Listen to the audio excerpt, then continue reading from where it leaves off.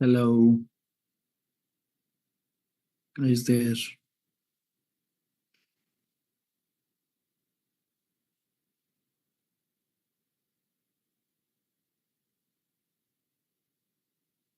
अच्छा जी। So group of stars जो है वो गैलेक्सी के लिए यूज करते हैं। इसी तरीके से अनदर एमसीक्यू जो हमारे से पूछा जा सकता है, पूछ सकते हैं कि हमारा जो सोलर सिस्टम है वो कौन सी गैलेक्सी के अंदर मौजूद है। हमारा जो सोलर सिस्टम है वो कौन सी गैलेक्सी के अंदर मौजूद है। तो you see our solar system is present in Milky Way. ये तो बहुत ही आसान सी चीज है। मिल्की वे के अंदर जो है हमें मौजूद मिलता है। इसी तरीके से अनदर थिंग इज जो हमारे से पूछी जा सकती है, स्टडी ऑफ यूनिवर्स हम किसे कंसिडर करते हैं, या स्टडी ऑफ यूनिवर्स क्या होती है। तो स्टडी ऑफ यूनिवर्स अगर आप देखें तो उसे हम कॉस्मोलॉजी का नाम देते हैं, कॉस्मोलॉजी का नाम देते हैं। बल्कि सिर्फ ये नहीं, एट द सेम टाइम हमारे से ये भी पूछा जा सकता है कि वो कौन सा प्लेनेट है जो सूरज से सबसे ज्यादा दूर हमें देखने को मिलता है, फारथेस्ट प्लेनेट फ्रॉम सन बेसिकली। इसका जवाब हमारे पास जो है वो नेपच्यून है, हमें देखने को मिलता है। इसी तरीके से हमारे से पूछा जा सकता है कि सन से जो हीट या सोलर कंटेंट जमीन की तरफ आता है तो वो किस फॉर्म में आता है। तो ऑब्वियसली वो रेडिएशंस की फॉर्म में आता है। Solar content towards the earth radiation की फॉर्म में आता है। रेडिएशंस की फॉर्म में हमें आता हुआ नजर आता है। इसी तरीके से हमारे से ये भी पूछा जा सकता है कि बताएं कि वो कौन सी जगह है जहाँ पे रात और दिन इक्वल होता है, equal day and nights, equal day and nights. Equal day and nights में आप देखें तो हमारे पास ये चीज हमें इक्वेटर के ऊपर जो है वो देखने को मिलती है, जहाँ पे हमें रात और दिन जो है वो हमें बराबर देखने को मिल जाता है। बल्कि सिर्फ ये नहीं, एट द सेम टाइम हमारे से ये भी पूछा जा सकता है कि बताएं हमारे पास सोलर सिस्टम के ऊपर लेकर थोड़ा सा रखें कि आइस या साइड वेज प्लैनेट जो है वो हम किसे कहते हैं। आइस नहीं बल्कि sideways planet, sideways planet हम किसे कंसिडर करते हैं। साइड वेज प्लैनेट के तौर पे हम यूरेनस को कंसिडर करते हैं। इट इज द यूरेनस जिसको हम साइड वे प्लैनेट कंसिडर करते हैं। बल्कि सिर्फ ये नहीं, हमारे से ये पूछ सकता है कि ब्लैक होल इज, ये है क्या। तो it is all about a collapsed star basically. ये भी एक एमसीक्यू बन सकता है कि आइस जियांट्स के नाम से हम किसको कंसिडर करते हैं। आइस जियांट्स, विच प्लैनेट्स कि जिन्हें हम आइस जियांट्स कंसिडर करते हैं। तो ऑब्वियसली इसमें कोल्डेस्ट ही होंगे, पहले और दूसरे नंबर पे जो कोल्डेस्ट है आपके पास। आइस जियांट्स के नाम से हम यूरेनस, यूरेनस एंड नेपच्यून, या नेपच्यून है जो है उसको कंसिडर करते हैं। इन दो चीजों को कंसिडर किया जाता है। अक्सर पूछ रहा होता है कि बताएं ये जो सोलर इक्लिप्स है, सोलर इक्लिप्स है, ये कब होती है, या इसकी कंडीशन में हम देखें तो क्या सूरत हाल बनती है। तो इसकी कंडीशन के अंदर जो है, जी बिल्कुल जी, फेसबुक पे मैं आ गया हूँ, देख पा रहा हूँ मैं यूट्यूब के ऊपर लाइव मेरा ख्याल है वो कुछ इंटरनेट का ग्लिच है या क्या प्रॉब्लम है, भी फेसबुक पे जो है वो लाइव चल रहा है। अच्छा जी। तो ये जो सोलर इक्लिप्स है ये ना, तो सोलर इक्लिप्स में याद रखें कि मून जो है it remains present between the earth and sun. सूरज और जमीन के दरमियान में जब चांद आ जाए तो सोलर इक्लिप्स बनता है, सूरज ग्रहण जिसको आप कह रहे होते हैं। इसी तरीके से अगर आप ल्यूनर इक्लिप्स देखें, ल्यूनर इक्लिप्स देखें, तो ल्यूनर इक्लिप्स जो है is all about the presence of earth in between the sun and moon. Sun and moon के बीच में जब जमीन आती है, हमें नजर आती है, तो उस वक्त जो है हमें ल्यूनर इक्लिप्स जो है उसकी फॉर्मेशन होती नजर आती है। बल्कि सिर्फ ये नहीं, एट द सेम टाइम अगर हम थोड़ा सा और आगे बढ़ने की कोशिश करें तो हमारे से ये भी पूछा जा सकता है कि एक जगह है, बल्कि एक एक्टिव वोल्केनो है, मोना लोआ, वो कहाँ पे मौजूद है? बड़ा मशहूर ये एमसीक्यू है जो कई बार एग्जाम्स के अंदर जो है वो रिपीट भी हुआ है कि मोना लोआ जो है वो एक्टिव वोल्केनो है, कि ये कहाँ पे हमें मौजूद मिलता है। तो इसका जवाब यूएसए। इन जनरल देखें तो यूएसए के अंदर हमें मौजूद मिलती है चीज़। अब यूएसए में भी आगे आप चले जाएं तो हवाई के अंदर हमें जो है वो ये चीज़ मौजूद मिलती है, यानी मोना लोआ which is an active volcano. लिखते तो मैं यहाँ पे 74 पे मोना लोआ, it is an active volcano basically. Active, it is an active volcano, active volcano है। और ये हमें यूएस के अंदर मौजूद मिलता है, यूएसए में है एग्जैक्टली देखें तो हवाई के अंदर जो है हमें मौजूद मिलता है, यूएसए के अंदर हवाई के अंदर मौजूद मिलता है। एक बड़ा मशहूर जमाना किस्म का एमसीक्यू जो अक्सर पूछा जा रहा होता है कि जो वोल्केनिक इरप्शंस हैं, जो वोल्केनिज्म है, कौन सी ऐसी जगह है जहाँ पे वोल्केनिक इरप्शंस नहीं होती है ना? तो obviously it is all related to आपकी टेक्टोनिक प्लेट्स वगैरह भी है नीचे। तो volcanic eruption do not occur. Unique चीज है, अक्सर पूछ लेते हैं कौन सी ऐसी जगह है जहाँ पे वोल्केनिक इरप्शन नहीं होती। तो इसका जवाब हमारे पास बाल्टिक सी जो है वो देखने को मिलता है, बाल्टिक सी। वहां पे एक बड़ी माउंटेन मशहूर सी मेरे जहन में आ रही है, माउंट सेंट हेलेंस के नाम से, माउंट सेंट हेलेंस के नाम से।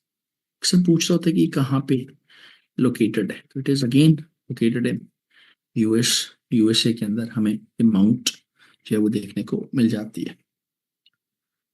अक्सर पूछ रहा होता है कि आपकी जो मोल्टन मटेरियल है, molten material present inside of present inside of earth, जमीन के अंदर जो है मोल्टन मटेरियल है, तो वो उसका नाम क्या है ना? उसका नाम जो है वो हमें मैग्मा बेसिकली कहते हैं। इसमें थोड़ी सी वो चीज है कि वो टर्म दूसरी यूज होती है, लावा। तो व्हेन इट कम्स आउट तो उसको हम बेसिकली लावा कहते हैं, लेकिन जब ये मोल्टन मटेरियल जमीन के अंदर होता है तो उसको हम मैग्मा का नाम देते हैं। बल्कि उसको भी मैं यहाँ पे मैं लिख देता हूँ कि मोल्टन मटेरियल जो ऑब्वियसली वोल्केनिक इरप्शन के नतीजे में ही बाहर एग्जिट करते हैं, प्रेजेंट आउटसाइड अर्थ, यानी जब वो नीचे से निकल के बाहर आ रहा होता है तो उसको इन दैट केस हम लावा कहते हैं। अंदर रहे मोल्टन मटेरियल, अंदर रहे तो उसको हम बेसिकली मैग्मा का नाम देते हैं। बल्कि सिर्फ ये नहीं, एट द सेम टाइम एक और बड़ा मशहूर है जमाना किस्म का एमसीक्यू जो हमारे से पूछा जा रहा होता है कि आपकी जो वोल्केनोज हैं या वोल्केनिक इरप्शंस हैं, तो उसके अंदर सबसे ज्यादा क्या चीज होती है ना, या अबंडेंट अबंडेंसी के अंदर से सबसे ज्यादा चीज या गैस जो है वो कौन सी होती है?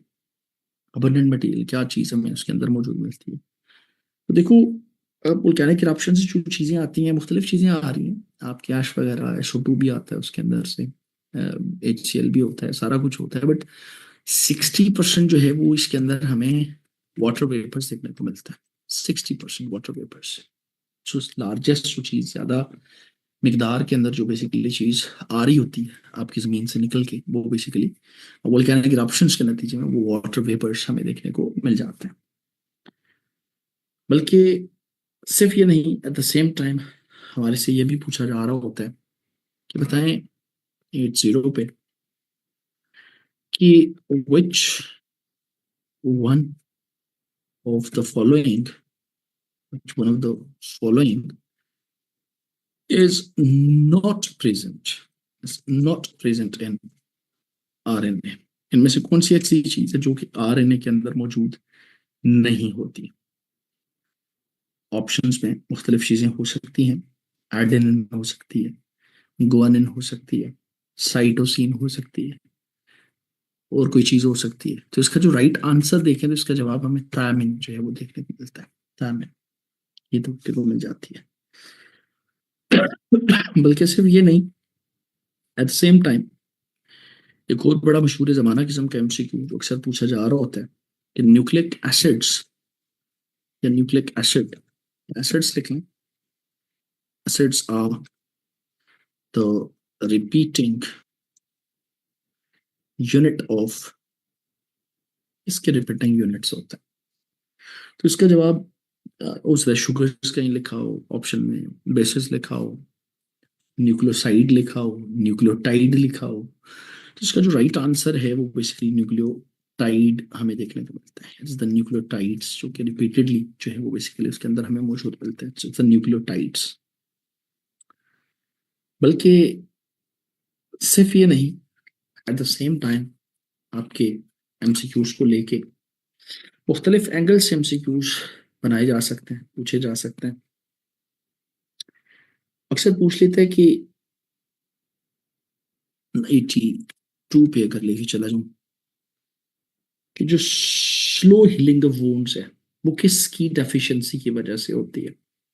Slow healing of wounds, slow healing of wounds is due to the deficiency,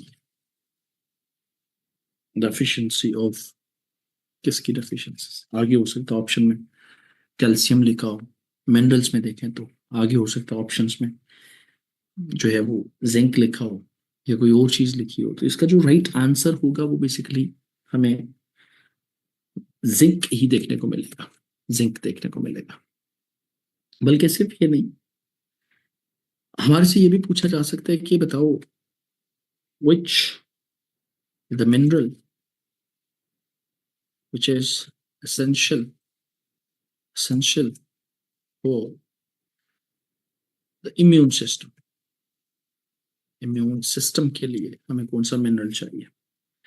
तो इसका जवाब अगर देखें तो इसका जवाब भी हमें जिंक जो है वो देखने को मिलता है। इट इज द जिंक जो हमें बहुत हद तक जो है वो हमें काम करता हुआ नजर आता है। इसके अलावा भी फंक्शंस हैं, जैसे कि इंसुलिन एक्शन जो है उसको भी ये एक्ट करता, उसको भी एड करता हुआ, उसको भी हेल्प करता हुआ नजर आता है। इसके अलावा जो ग्रोथ है, रिप्रोडक्शन है, उसके अंदर भी जिंक का रोल जो है बड़ा स्पेसिफिकली हमें देखने को मिलता है। सो मल्टीपल आपकी फंक्शंस जो हैं वो इन मिनरल्स के हमारी बॉडी के अंदर हमें देखने को मिलते हैं। बल्कि सिर्फ ये नहीं, एट द सेम टाइम हमारे से ये पूछा जा सकता है कि बताओ P4 पे अगर लेके चला जाओ कि द नंबर ऑफ, अक्सर ये बड़ा मशहूर MCQ है, the number of chains, the number of, या बल्कि इससे बल्कि पहले नंबर्स का लिख लेते हैं। द नंबर ऑफ कार्बन या carbon atoms in hexose is, number of carbon atoms hexose के अंदर हमें कितने जो है वो मौजूद मिलते हैं? तो इसका जवाब अगर देखें तो इसका हेक्सोस, हेक्सोस 6 होगा ना। थोड़ा सा कनेक्ट करें, इन चीजों को यूज करें, हेक्सोस 6। बल्कि सिर्फ ये नहीं, अक्सर ये भी हमारे से पूछा जा रहा होता है कि बताएं मोस्ट ऑर्गेनिक मैटर जो जमीन के ऊपर मौजूद है वो किस चीज से मिलके बना हुआ है। Most organic matter which is present on the planet earth is made up of what. किस चीज से मिलके बना हुआ है? क्या लिपिड से मिलके बना हुआ है? क्या प्रोटीन से मिलके बना हुआ है? क्या कार्बोहाइड्रेट से मिलके बना हुआ है? किस चीज से? तो इसका जवाब जो है वो कार्बोहाइड्रेट्स है। स्पेस कम है, मैं जरा बोर्ड साफ करके तो इसको जगह बना के फिर आगे बढ़ूंगा। जो स्क्रीन शॉट्स लेने वाली है वहां में आप स्क्रीन शॉट्स ले सकते हैं। अब अगर देखें तो इसको मैं साफ कर लेता हूँ जी, थोड़ी सी स्पेस बना लेता हूँ लाइक दिस 85 पे। ये देखा जा सकता है कि द नंबर ऑफ, बल्कि नहीं, ऐसे लिखें कि most organic matter on earth is made up of what. इसका जवाब जो है वो हमारे पास कार्बोहाइड्रेट्स देखने को मिल जाता है। कार्बोहाइड्रेट से देखने को मिल जाता है। बल्कि सिर्फ ये नहीं, हमारे से ये भी पूछा जाता है, अक्सर पूछा जाता है कि 86 पे रख रहा हूँ, 86 पे रख रहा हूँ कि जो बायोकेमिस्ट्री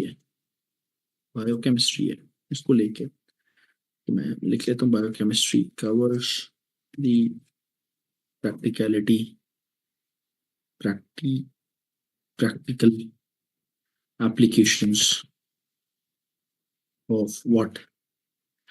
क्या मेडिसिन है? क्या इसके अंदर एग्रीकल्चर है? क्या इसके अंदर न्यूट्रिशन है? क्या इसके अंदर ऑल ऑफ दीज है? क्या चीजें? ऑब्वियसली सारी चीजें आप देख रहे होते हैं इसके अंदर। इसके अंदर न्यूट्रिशन भी इन्वॉल्व है, इसके अंदर जो है आप एग्रीकल्चर भी इन्वॉल्व है, एग्रीकल्चर के अंदर भी ये इन्वॉल्व है। मेडिसिन है तो उसके अंदर भी ये हमें इन्वॉल्व नजर आती है। सो मुख्तलिफ जगहों पे इसकी एप्लीकेशन जो है वो हमें देखने को मिल जाती है। बल्कि सिर्फ ये नहीं, एट द सेम टाइम अक्सर हमारे से ये पूछा जाता है लिपिड्स आर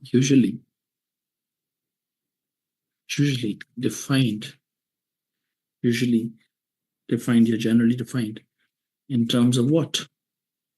किस में आप इसको, किस मद में इनको, क्या इनकी स्ट्रक्चर के पॉइंट ऑफ व्यू से इनको आप डिफाइन करते हैं? क्या इनकी सॉल्युबिलिटी के पॉइंट ऑफ व्यू से डिफाइन करते हैं? क्या इनकी मोलैरिटी की वजह से डिफाइन करते हैं? तो इसका जवाब जो है हमारे पास सॉल्युबिलिटी है। सॉल्युबिलिटी के पॉइंट ऑफ व्यू से इनको डिफाइन किया जाता है। बल्कि सिर्फ ये नहीं, एट द सेम टाइम हमारे से ये भी पूछा जा सकता है कि which vitamin is essential essential या needed for vitamin vitamin C, vitamin C या विटामिन सी की जो यूटिलाइजेशन है उसके लिए कौन सा कौन सा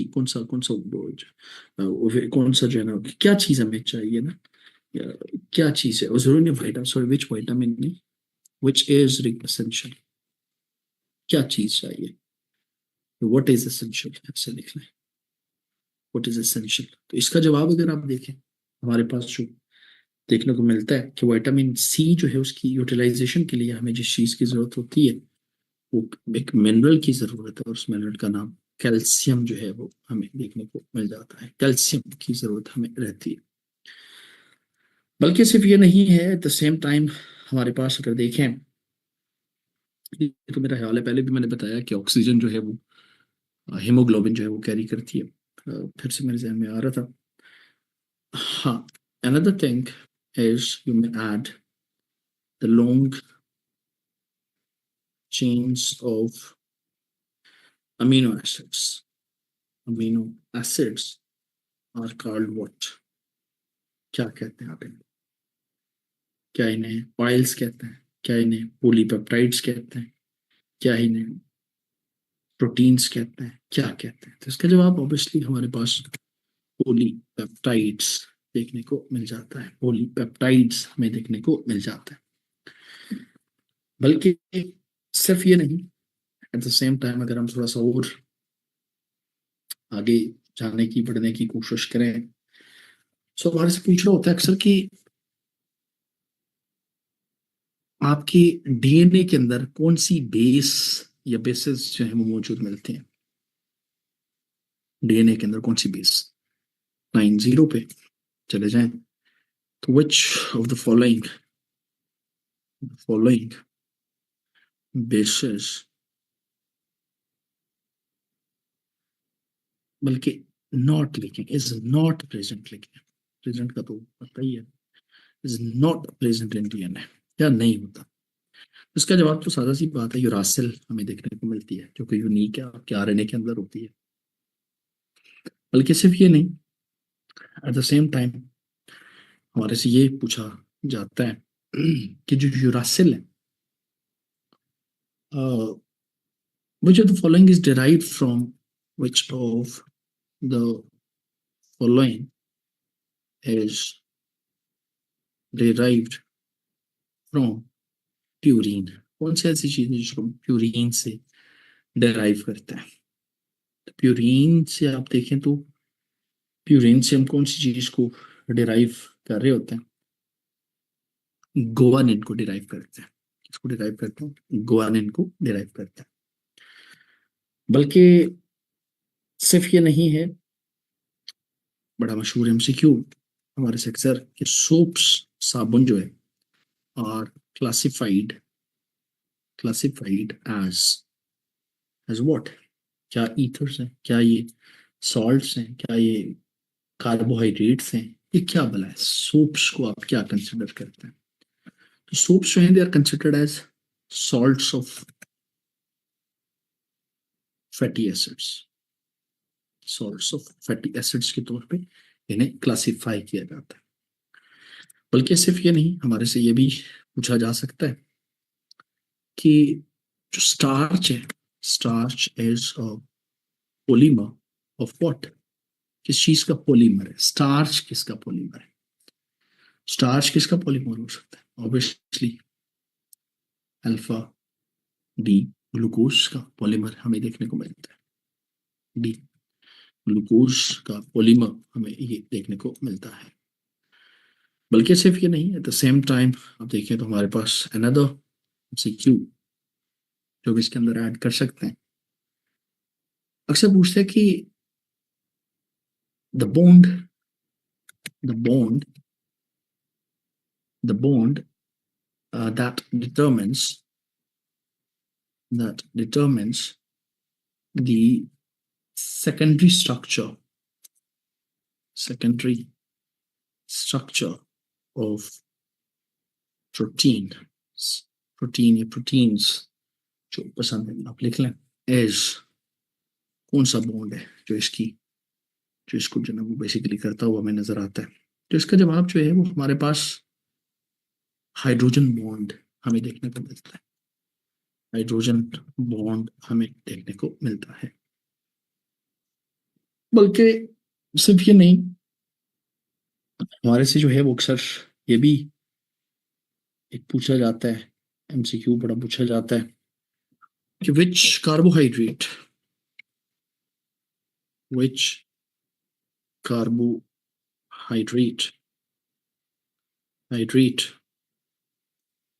is used, which carbohydrate is used in silvering of mirrors, किसको यूज करते हैं। तो इसका जवाब आप देखें तो इसका जवाब हमारे पास जो है वो ग्लूकोज ही देखने को मिलता है, ग्लूकोज बेसिकली जिसे हम सिल्वरिंग ऑफ मिरर्स में यूज कर रहे होते हैं। बल्कि सिर्फ ये नहीं, एट द सेम टाइम हमारे से ये भी पूछा जा भी सकता है कि प्रोटीन की जो डीनेचुरेशन है, प्रोटीन्स की जो डीनेचुरेशन है, डीनेचुरेशन नंबर दे देता हूँ, नेचुरेशन of proteins, denaturation of proteins. A protein does not have any effect on its, does not have any effect on its, किस चीज के ऊपर इसका इफेक्ट नहीं होता? क्या इसकी सेकेंडरी स्ट्रक्चर के ऊपर कोई इफेक्ट देखने को नहीं मिलता?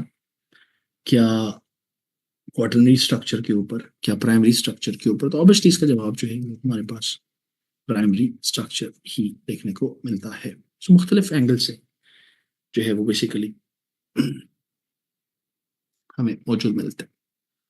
बल्कि सिर्फ ये नहीं है, एट द सेम टाइम आप देखें तो हमारे पास अनदर जो चीज इसके अंदर हमें मौजूद मिलती है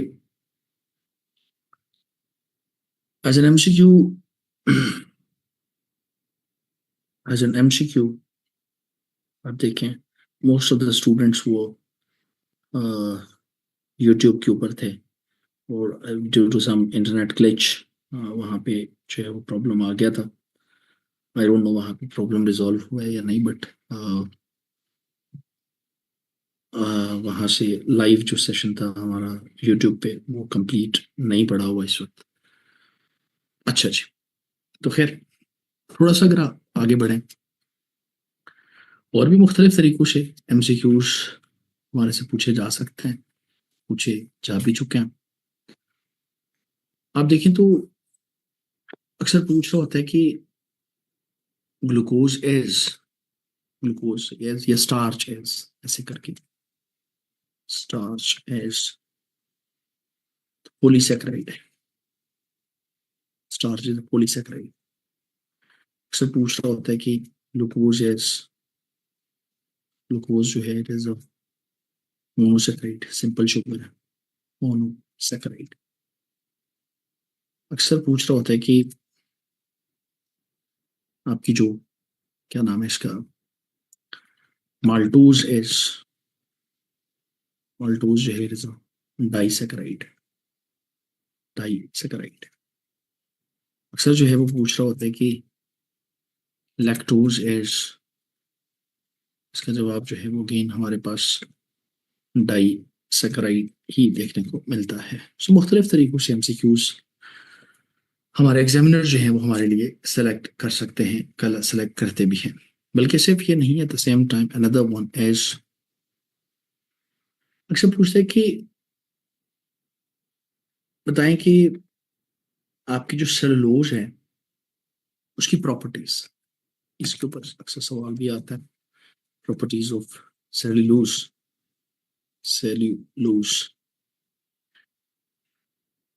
देखो, इसमें से फिर कुछ भी पूछ सकता है हमारे से। एक तो है कि सेलुलोज जो है मोस्ट अबंडेंट कार्बोहाइड्रेट है, ये अलग एमसीक्यू बन सकता है यहाँ से। Most abundant carbohydrate, at the same time cellulose जो है ये मोस्ट अबंडेंट कार्बोहाइड्रेट तो है, but at the same is major source किस चीज का? मेजर सोर्सेस, या इसके जो मेजर सोर्सेस हैं, कॉटन आप लिख सकते हैं, and woody parts of trees. ये तो है बेसिकली, ये तो इसकी कैरेक्टरिस्टिक्स है, इनमें से कोई चीज होगी ऑप्शन में तो उसके ऊपर राइट आंसर करेंगे, टिक करेंगे, नहीं होगी तो फिर आप नहीं करेंगे। इसी तरीके से अनदर एमसीक्यू अक्सर पूछ रहा होता है हमारे से, an example of natural बाइपोलीमर,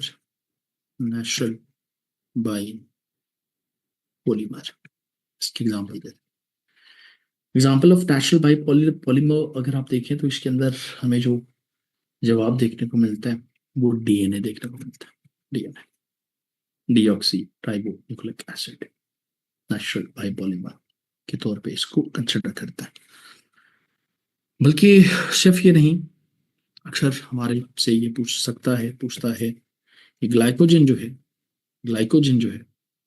glycogen is stored in, कहाँ पे स्टोर होती है? तो ये लिवर में स्टोर होती है। लिवर के साथ साथ ये मसल्स में भी स्टोर हमें मिल जाती है।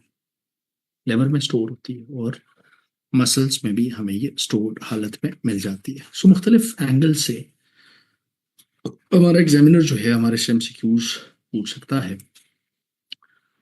इसके अलावा अगर हम देखने की कोशिश करें डियर स्टूडेंट्स, अक्सर पूछ लेते हैं कि विच मिनरल 104 पे अगर आप चले जाएं तो विच mineral acts as which mineral acts as an enzyme cofactor। Enzyme क्या कोफैक्टर के तौर पे कौन सा मिनरल एक्ट करता है? तो इसका जवाब अगर आप देखें तो इसका जवाब हमारे पास कॉपर जो है वो देखने को मिलता है। बल्कि सिर्फ ये नहीं, अक्सर हमारे से ये पूछ रहा होता है कि which mineral is essential for normal thyroid function। तो इसका जवाब जो है वो हमारे पास आयोडीन के नाम से मौजूद मिलता है, आयोडीन के नाम से। बल्कि अक्सर ये भी पूछ रहा होता है which mineral is essential for to harden the enamel of earth। इसका जवाब जो है वो हमारे पास फ्लोरीन हमें मौजूद मिल जाती है। फ्लोरीन में रहते हैं। बल्कि सिर्फ ये नहीं, एट द सेम टाइम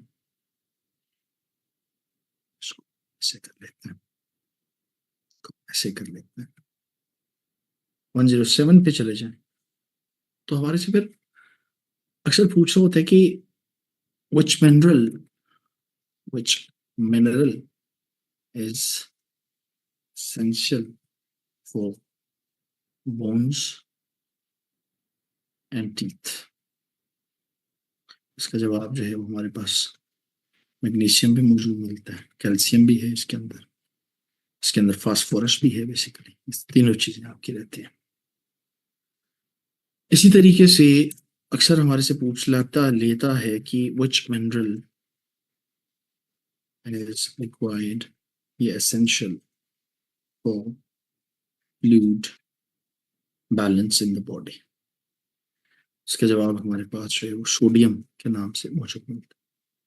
बल्कि सोडियम itself जो है it is also essential for the absorption of other nutrients as well। इसके लिए भी हमें जो है वो इसकी जरूरत रहती है। सो पार्टिसिपेंट्स मुख्तलिफ एंगल से हमारे से एमसीक्यूज जो है वो पूछे जा सकते हैं, पूछे जा चुके भी हैं। सो जी ये कुछ चीजें जो हैं वो हमने करने की कोशिश की है। तो अभी अगर मुजाहिद मुझे आप सुन रहे हैं मुजाहिद होपफुली आप मुझे सुन रहे होंगे। जी हाँ जी मुजाहिद, अब आप मुझे अल्लाह हाफिज़ कहने दें और आप ऑफ कर लें मीटिंग को। चलें जी, thank you very much to all of you. हमने कोशिश की कि जितना हम कर सकते थे जितने टाइम के अंदर चीज़ों को तो हमने करने की कोशिश की है। बाकी ये है कि wish you all the best for your MPT sessions, wish you all the best for the final exam as well. God bless you all जी, अल्लाह हाफिज़।